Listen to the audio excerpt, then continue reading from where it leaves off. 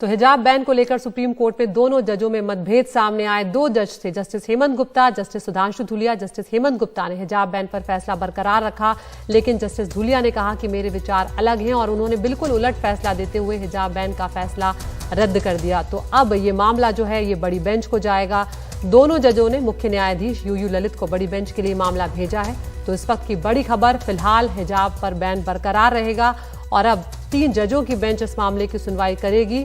उसके बाद ही इस मामले में अब कुछ फैसला आ पाएगा, यानी कि ये मामला थोड़ा और लंबा खिंच गया है। हमारे सहयोगी दोनों हमारे साथ जुड़े हुए हैं, आशीष भार्गव सुप्रीम कोर्ट से और बेंगलुरु से, कर्नाटक से हमारे सहयोगी निहाल किदवई। आशीष, जब ये बात सामने आई, हमने ये भी देखा कि किस तरह से ईरान में हिजाब को लेकर इस वक्त विवाद चल रहा है और उसका असर जो है वो पूरी दुनिया पर पड़ रहा है। और वहीं हम इसके उलट बिल्कुल भारत में हिजाब के समर्थन में एक तरह से लड़ाई जो है वो देखने को मिल रही है। तो एक बड़े दृष्टिकोण पे भी इस लड़ाई को देखने की जरूरत है।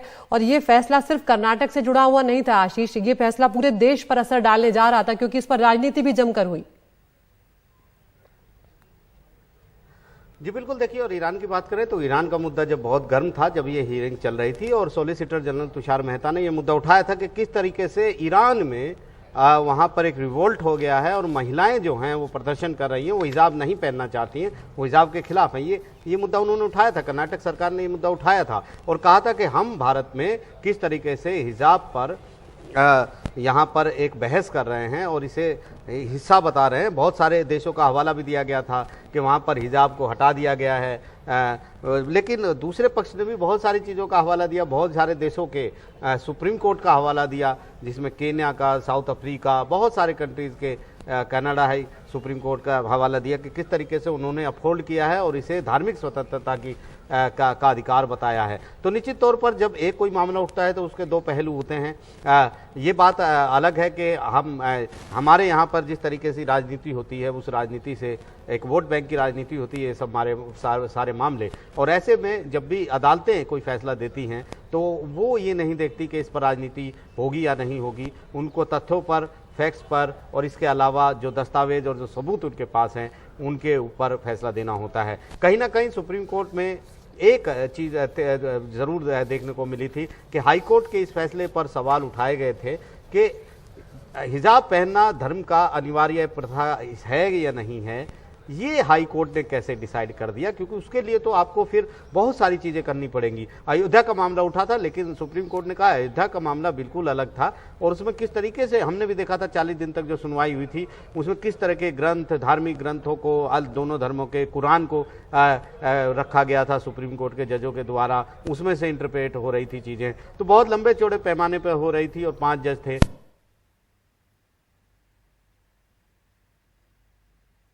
जी आशीष, आपकी आवाज हम तक नहीं पहुंच रही है। निहाल भी हमारे साथ बने हुए हैं। निहाल, जिस बात का जिक्र अभी आशीष कर रहे थे, कर्नाटक सरकार ने भी कहा था कि जो धर्म में लिखा है वो अनिवार्य हो, ये जरूरी नहीं है। और ये दलीलें भी निहाल कोर्ट में सामने आई थी कि सेना में भी यूनिफॉर्म होती है। इसके अलावा कोर्ट का भी उदाहरण सामने आया था कि जो वकीलों की यूनिफॉर्म की बात उठी थी कि उन्हें कोर्ट का डेकोरम मेंटेन करना पड़ेगा। तो इस तरह की कई दलीलें जो है वो कोर्ट में आई थी हिजाब को लेकर।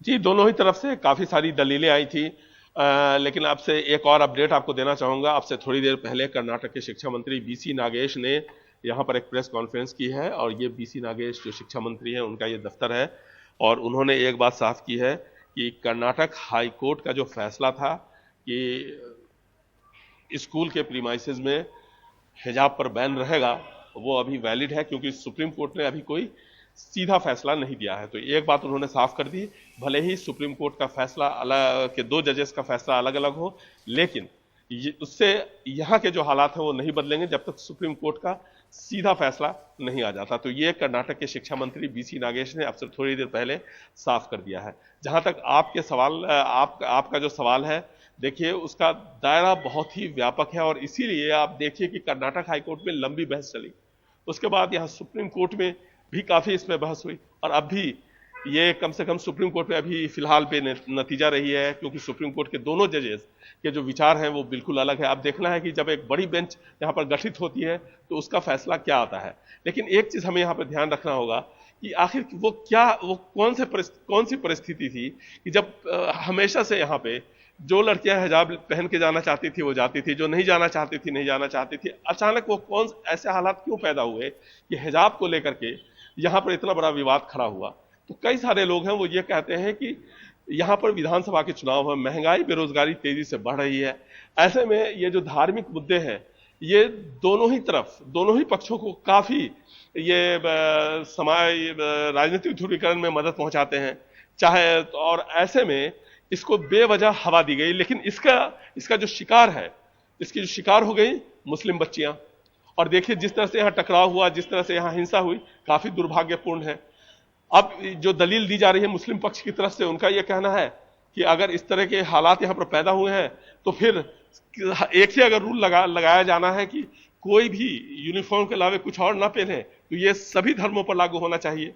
बिंदी पर आपत्ति की गई, चूड़ी पहनने पर आपत्ति की गई, पंजाबीज जो पगड़ी लगाते हैं उस पर आपत्ति की गई, फिर बहुत तरह की चीजें यहाँ पर शुरू हो गई। पूजा होता है स्कूल प्रीमाइसेस में, कई सारी जो मुस्लिम संस्थाएं हैं वहां पर जो मुस्लिम धार्मिक जो कार्यक्रम होते हैं वो किए जाते हैं। तो बैन जो होना चाहिए वो यूनिफॉर्म होना चाहिए। इस बात को लेकर भाई यहाँ पर काफी बहस हुई। अब देखना है कि सुप्रीम कोर्ट क्या फैसला देता है। बहुत बहुत शुक्रिया निहाल, और बहुत ही महत्वपूर्ण बात आपने यहाँ पर उठाई कि जो बात आपस में बैठकर तय हो सकती थी उस पर इतनी राजनीति हुई कि वो मामला कोर्ट तक पहुंचा, उसके बाद वो मामला सुप्रीम कोर्ट तक पहुंच गया है, और सबसे ज्यादा जो खामियाजा भुगतना पड़ रहा है वो कहीं ना कहीं मुस्लिम बच्चियों की जो शिक्षा है वो बाधित हो रही है, उसमें रोड़े आ रहे हैं, इस तरह से हमें भुगतना पड़ रहा है।